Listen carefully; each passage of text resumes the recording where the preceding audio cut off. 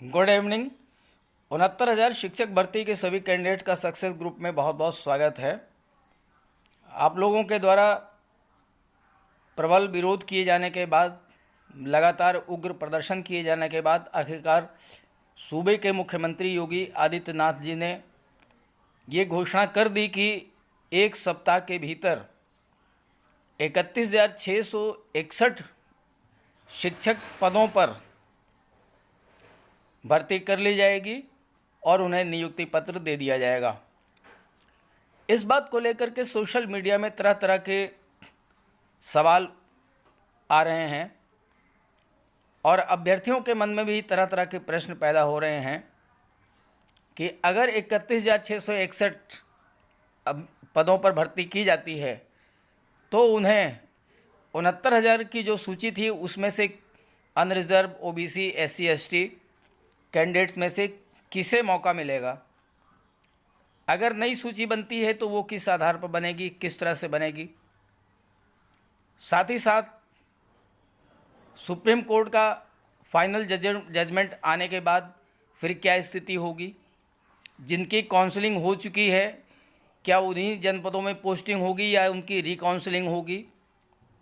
और सबसे बड़ी बात कि पिछड़ा वर्ग आयोग के द्वारा जो स्थगन लगाया गया है और फिर लेटेस्ट स्थिति यह है कि दोबारा स्टे लगा दिया गया है, तो क्या अगर ये भर्ती होती है तो क्या वो आयोग की अवमानना नहीं होगी। ये बहुत सारे प्रश्न हैं। तो इन्हीं सब प्रश्नों का एक सलूशन लेकर के मैं इस वीडियो में आया हूँ। वीडियो को ध्यान से देखिएगा, पूरी बात समझिएगा, तभी समझ पाएंगे क्या स्थिति बन रही है। तो चलिए वीडियो शुरू करते हैं और एक एक पॉइंट को डिस्कस करते हैं। वीडियो अच्छा लगे तो लाइक कर दीजिएगा और ज़्यादा से ज़्यादा अपने सभी फ्रेंड्स को शेयर कर दीजिएगा ताकि सभी को जानकारी हो, उनके मन में जो भ्रम है वो दूर हो। तो चलें वीडियो शुरू करते हैं।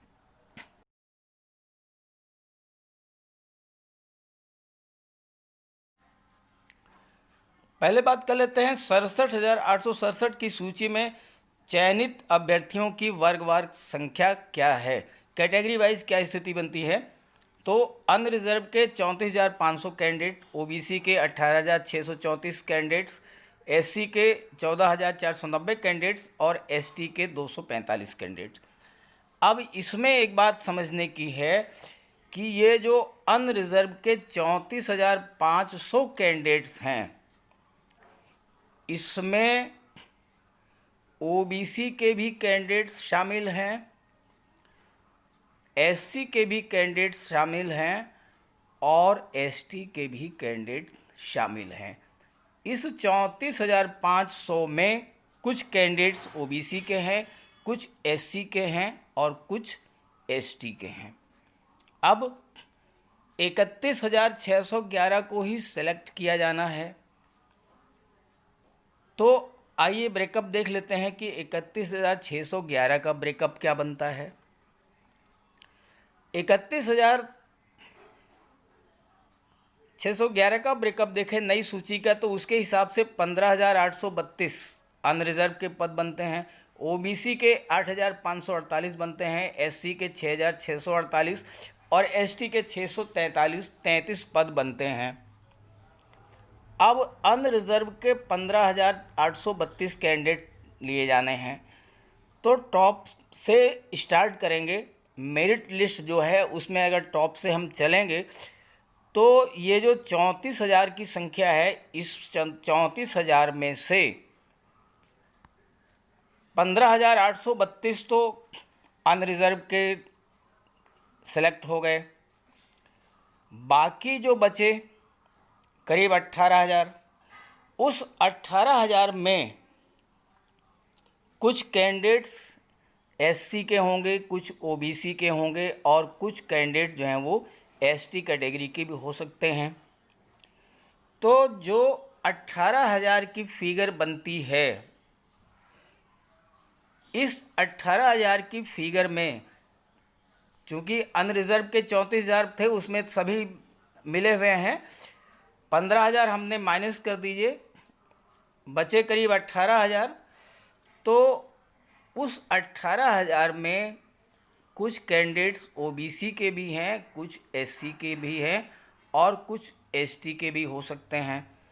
अब ओबीसी के 8,548 कैंडिडेट्स लिए जाने हैं, तो उस 34,000 में से जो 18,000 बचे हैं, कुछ तो ओबीसी के कैंडिडेट यहाँ से ले लिए जाएंगे, कुछ एससी के कैंडिडेट्स यहाँ से लिए जाएंगे। उसके बाद जो संख्या बचेगी वो 34,000 के ऊपर की मेरिट में जाएगी। तो आपकी रैंक क्या है, इससे आप अपना अंदाज़ा लगा लीजिए। 34,000 प्लस आपकी रैंक अगर है तो कहाँ तक जा सकती है। ओबीसी के सपोज कीजिए कि ये जो 18,000 बच रहे हैं भाई, 34,000 में 15,000 अनरिजर्व से ले लिए गए, बाकी जो 18,000 बचे, तो इस 18,000 में हो सकता है कि 4,000 जो है ओबीसी के हों, 2,000 एससी के हों। तो ओबीसी में बाकी जो बचे 4,000 और एससी के भी मान लीजिए 4,000 ही बचते हैं। तो ये जो 4,000 कैंडिडेट्स हैं, ये 34,500 के ऊपर अगली जो लिस्ट बनेगी उसमें से इनको फिलअप किया जाएगा। तो इस तरह से ऑलमोस्ट स्थिति ये बन रही है कि 45,000 रैंक तक जो है, 45, 46 या 48,000 रैंक तक के कैंडिडेट्स को जो है इसमें चांस मिल सकता है, अगर कैटेगरी वाइज बात की जाए तो आई होप ये चीज़ आपने बिल्कुल समझ लिया होगा।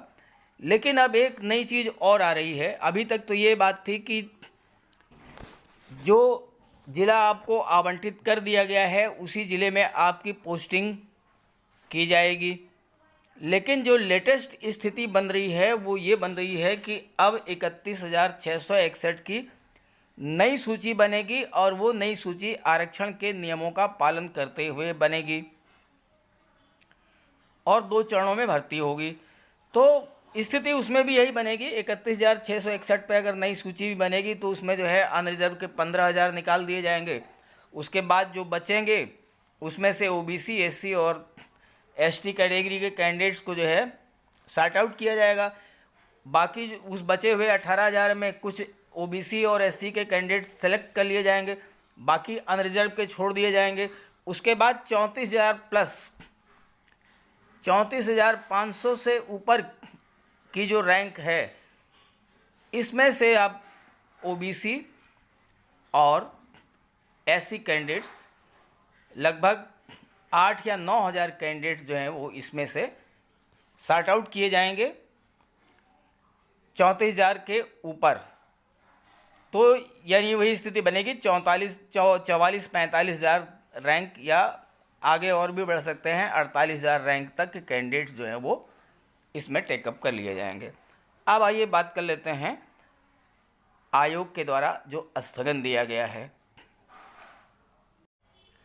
बात करें आयोग के स्थगन ने, तो आयोग ने तो शुरू से ही 67,000 की ही पूरी सूची पर 67,867 की ही पूरी सूची को स्टे कर दिया था और मांगा था कि आरक्षण के हिसाब से बताया जाए कि कितने कैंडिडेट्स को सेलेक्ट किया गया है। अब एक बार फिर से जब आयोग के सामने ये बात जानकारी आई है कि 31,000 कैंडिडेट को नियुक्ति पत्र दिया जा रहा है, तो आयोग ने एक बार फिर से इस पर स्टे लगा दिया है और 24 तारीख में गवर्नमेंट को कॉल किया है।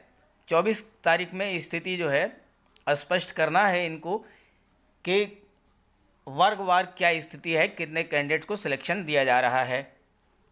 और दूसरी तरफ सुप्रीम कोर्ट में भी जो है एक्सपेडाइट एप्लीकेशन लगाई गई है कि जिससे जो है त्वरित सुनवाई करके जो जजमेंट रिजर्व है उसको जल्द से जल्द जो है डिक्लेयर किया जाए।